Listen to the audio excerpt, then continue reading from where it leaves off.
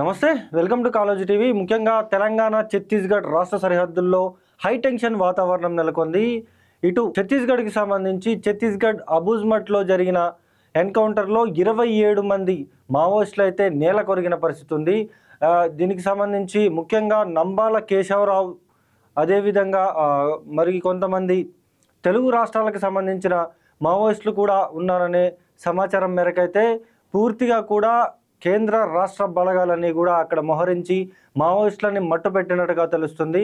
ఏదైతే దీనికి సంబంధించి ముఖ్యంగా అబూజ్మట్కు సంబంధించి 27 మంది మావోయిస్టులు అయితే ఎన్కౌంటర్లో చనిపోయిన విషయం అందరికీ తెలిసిందే. దీనికి సంబంధించి రథసారథిగా పిలువబడేటువంటి నంబాల కేశవరావు కూడా మృతి చెందినట్టుగా తెలుస్తుంది. ఆయన బాడీతో పాటు మిగతా చాలామంది బాడీలన్నిటి కూడా ఇవ్వకపోవడం అనేది ఇప్పుడు తెలంగాణ రాష్ట్ర వ్యాప్తంగా కూడా ఒక చర్చ అయితే నడుస్తూ ఉంది.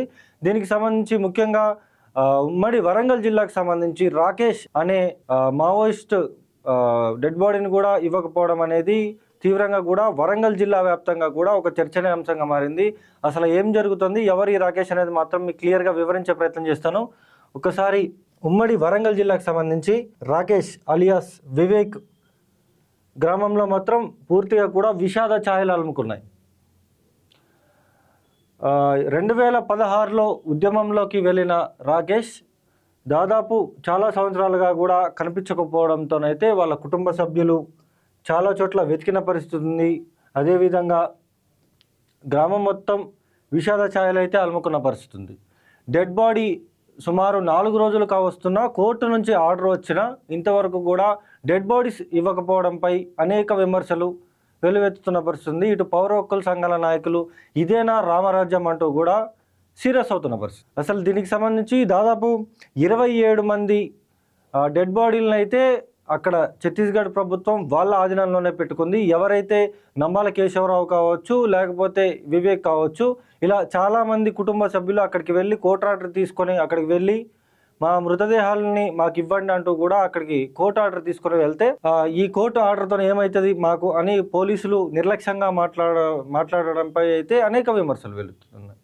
ఎవరైతే నంబాల కేశవరావుకు సంబంధించిన బ్రదర్తో కూడా కాలోజీ టీవీ మాట్లాడడం జరిగింది, స్వయంగా మీకు చూపించడం కూడా జరిగింది. వాళ్ళ బ్రదర్ ఎవరైతే ఉంటారో ఆయన ఫోన్లు అక్కడ మృతదేహాల కోసం వెళ్ళిన వ్యక్తుల ఫోన్లు కూడా లాక్కున్న పరిస్థితి ఉంది. లాక్కొని వాళ్ళని బెదిరింపులకు గురి చేస్తున్నారంటూ కూడా పౌర హక్కుల సంఘాల నాయకులు మాట్లాడుతూ ఉన్నారు. ట్యాంక్ బండ్ దగ్గర ఉన్న అంబేద్కర్ స్టాచ్యూ వద్ద కూడా నిరసన వ్యక్తం చేసిన పరిస్థితి. దీనికి సంబంధించి నంబాల కేశవరావుకి సంబంధించి కూడా ఎవరైతే ఆంధ్ర పొలిటీషియన్స్ అచ్చెన్నాయుడు ఎవరైతే ఉన్నారో ఆయన స్వయంగా అంబులెన్స్ ఓనర్కి ఫోన్ చేసి, అంబులెన్స్ డ్రైవర్కి ఫోన్ చేసి మీరు ఎందుకు వెళ్ళారు, ఎవరు ఈ పర్మిషన్ తీసుకొని వెళ్ళారు బాడీ తీసుకురావడానికి అని చెప్పేసి అంబులెన్స్ని వెనక్కి రమ్మని మాట్లాడిన సిచ్యువేషన్ ఉందని చెప్పేసి వాళ్ళ నంబాల కేశవరావు బ్రదర్ కూడా చెప్పడం జరిగింది. అంటే ఇదేనా రామరాజ్యం, మేమే శాంతి నెలకొల్పుతామని మాట్లాడిన బీజేపీ ప్రభుత్వం కనీసం మావోయిస్టులు చనిపోతే వాళ్ళ శవాలను కూడా, వాళ్ళ మృతదేహాలను కూడా వాళ్ళకి ఇవ్వకపోవడం ఎంతవరకు కరెక్ట్ అనేది ప్రజలు దయచేసి కామెంట్ రూపంలో తెలపాల్సినంత అవసరం ఎంతైనా ఉంది. అయితే దీనికి రాకేష్కి సంబంధించి చూసుకుంటే మాత్రం రాకేష్ వరంగల్ జిల్లాకి సంబంధించిన వ్యక్తి. పూర్తిగా కూడా గ్రామం మొత్తం కూడా విషాద ఛాయలు అలుముకున్నాయి. పూర్తిగా కూడా 3 రోజుల నుంచి కూడా టెంట్ వేసుకొని మరికొద్దిసేపట్లో మృతదేహం వస్తుంది, మరికొద్దిసేపట్లో మృతదేహం వస్తుంది అంటూ కూడా వేచి చూస్తున్న పరిస్థితి.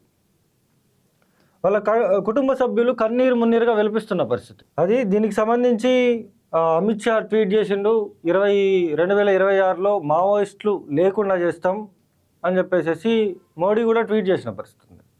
అంటే వీళ్ళందరూ కూడా ఈ దేశ పౌరులే కదా.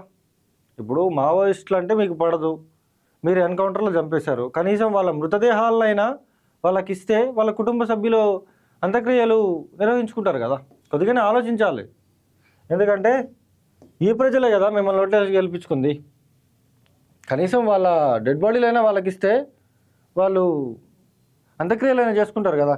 అయితే దీనికి సంబంధించి వాళ్ళ ఎవరైతే రాకేష్ అలియాస్ వివేక్ ఉన్నాడో వాళ్ళ బ్రదర్ కూడా మాట్లాడే ప్రయత్నం చేద్దాం. అసలు అక్కడ సిచ్యువేషన్ ఎలా ఉంది, దాదాపు 4 రోజుల నుంచి కూడా అక్కడ ఇది నడుస్తూ ఉంది కదా. అసలు ఏంటి, ఏం జరిగింది, ఏం జరుగుతూ ఉంది, వాళ్ళు అక్కడికి వెళ్ళారా, అక్కడికి వెళ్ళిన తర్వాత అసలు ఏం జరిగింది, కోర్టు నుంచి కూడా ఆర్డర్ వచ్చింది, ఏం జరిగింది ఏంటనేది తెలుసుకునేటువంటి ప్రయత్నం చేద్దాం. హలో భయ్య, నమస్తే. నమస్తే అండి. భయ్య, ఇప్పుడు ఈ రాకేష్కి సంబంధించి మృతదేహం దాదాపు 4 రోజుల నుంచి కూడా ఇవ్వట్లేదని చెప్పేసి చెప్తా ఉన్నారు. అసలు ఏం జరుగుతూ ఉంది అక్కడ గ్రామంలో, ఎట్లాంటి వాతావరణం ఉంది? అవునండి, చాలా ఇబ్బంది ఉంది. అందరూ వచ్చి వెళ్తున్నారు. మృతదేహం వస్తే బంధువుల సమక్షంలో వాళ్ళ అమ్మ కడసారి చూసుకొని కనీసం అంత్యక్రియలైనా చేసుకుంటే సరిపోతేమో మాకు అని వాళ్ళ ఉద్దేశం ఉంది. అయినప్పటికీ ఇప్పటి వరకు వాళ్ళు బాడీ ఇవ్వలేదు. అంటే కోర్టు నుంచి కూడా ఆర్డర్ వచ్చింది, ఆర్డర్ కాపీ కూడా తీసుకొని అక్కడికి వెళ్తే బాడీ ఇవ్వట్లేదని చెప్పేసి మాట్లాడుతూ ఉన్నారు. మీకు సంబంధించిన వ్యక్తులు ఎవరైనా అక్కడికి వెళ్ళడం జరిగిందా? వెళ్ళారండి. మా బాబాయ్ వెళ్ళాడు, వేరే మా తమ్ముళ్ళు ఇద్దరు వెళ్ళారు. ఓకే, అక్కడే ఉన్నారు. వాళ్ళు ఏమంటా ఉన్నారు అక్కడ? డిలే చేస్తున్నారు. వాళ్ళు ఏమంటున్నారు అంటే డిలే చేస్తున్నారు. ఇస్తామని చెప్పి పాజిటివ్ చెప్తున్నారు. మార్నింగ్ అయితే మళ్ళీ ఆఫ్టర్నూన్ అయితే ఇంకేదో కావాలంటున్నారు. వాళ్ళకు ఏది ప్రొసీజర్ కావాలన్నా కూడా వాళ్ళు చెప్పట్లేదు, పూర్తిగా ఇస్తామని అంటున్నారు. ఓకే, అంతే తప్ప వాళ్ళు ఇవ్వడం లేదు 5 days నుండి. రాకేష్ సుమారుగా ఉద్యమంలోకి వెళ్ళి ఎన్ని సంవత్సరాలు అవుతుంది? అసలు ఎట్లుండేవాడు మీతోని? రాకేష్ అప్రాక్సిమేట్లీ 9 years అవుతుంది. 2016 లో వెళ్ళాడు. ఓకే, వెళ్తున్నప్పుడు కూడా ఎవరికి చెప్పలేదు. అతను హైదరాబాద్ కు జాబ్ కోసం అని వెళ్తున్నా అనేసి మా అత్తమ్మ చెప్పి వెళ్ళడం అంతే. ఆ తర్వాత మళ్ళీ ఆయన తిరిగి రాకపోవడం, వీళ్ళు ఎత్తుకడము, అన్ని చుట్టాల దగ్గర అడగడం, ఎక్కడ అడిగినా కూడా లేకపోయేసరికి వీళ్ళు కొంచెం బాధలో ఉన్న టైంలోనే అదే టైంలో పోలీసులు ఇంటికి వచ్చి మీ అబ్బాయి నక్సలైట్లకు వెళ్ళాడని చెప్పి వీళ్ళని ఇబ్బంది పెట్టడం, ఎక్కడ నుండో చెప్పమని వీళ్ళని నిర్బంధించడం, ప్రతిసారి వీళ్ళ ఇంటికి వచ్చి ఇబ్బంది పెట్టడం కూడా చేశారు. ఓకే,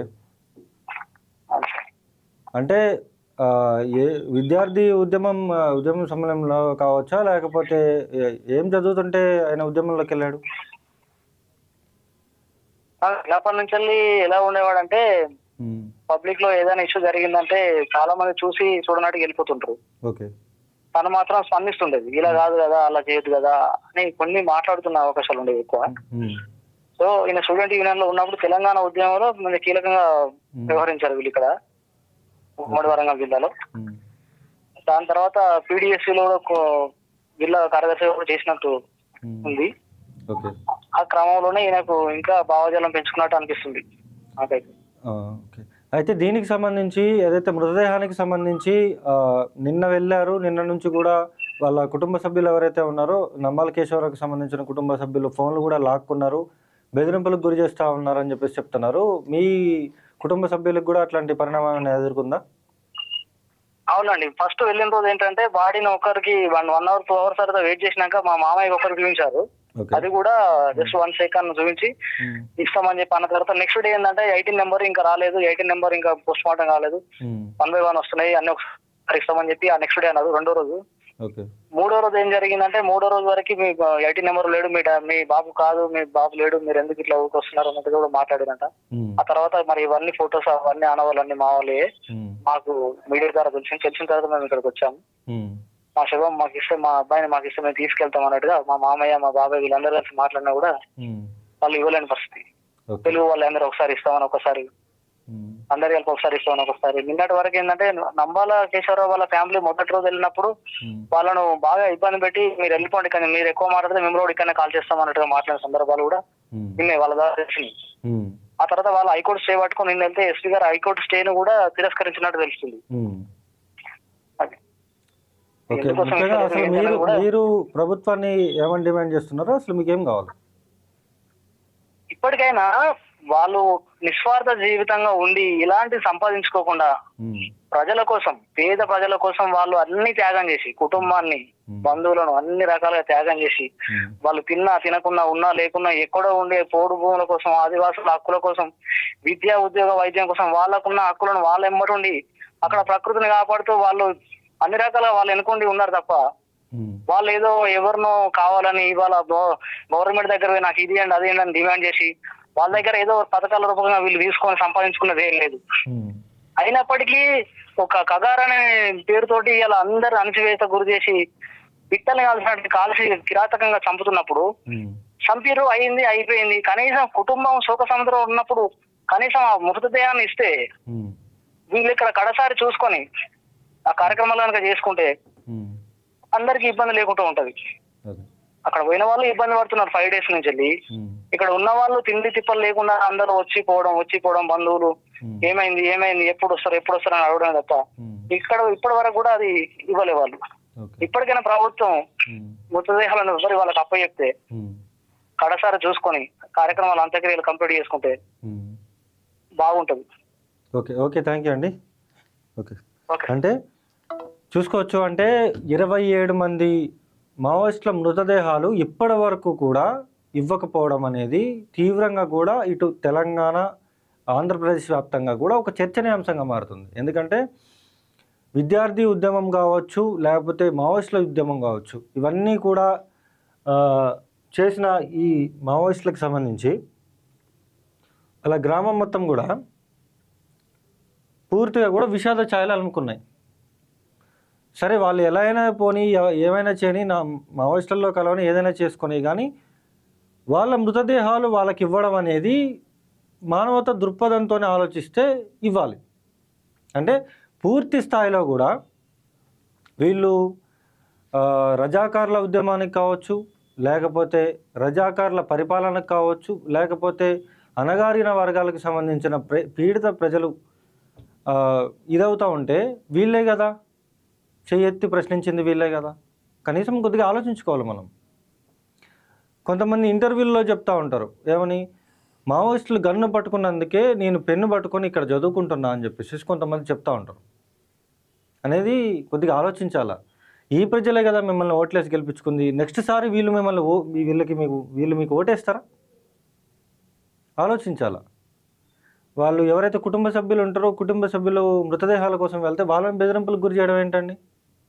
అంటే కోర్టు నుంచి తీర్పు తీసుకుని వెళ్తే కూడా కోర్టుని కూడా ధిక్కరించడం ఏంటి అసలు?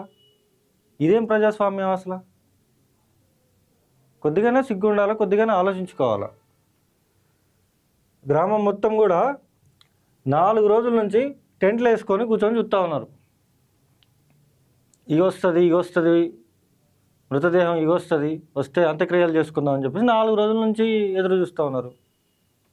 ఇప్పటికే 27వ తారీఖు ఎన్కౌంటర్ అయితే ఇప్పటికీ చాలా రోజులు అవుతుంది. బాడీ ఉంటుందా అసలు? వాళ్ళు తీసుకొచ్చి కనీసం కడసారి ఒక చూపు చూసుకొని వాళ్ళు మృతదేహాన్ని వాళ్ళు అంత్యక్రియలు చేసుకుంటారు కదా.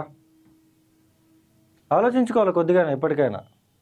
ఈ ప్రజలే కదా మిమ్మల్ని ఓట్లేసి గెలిపించుకుంది, రేపొద్దున వీళ్ళే కదా మీకు ఓట్లేసేది. వచ్చేసారి మళ్ళీ బీజేపీకి వీళ్ళు ఓటేస్తారా ఇట్లనే చేస్తే అనేది ఆలోచించుకోవాలి. చూస్తూనే ఉండండి కాలోజీ టీవీ. నేను మీ జర్నలిస్ట్ అన్ని.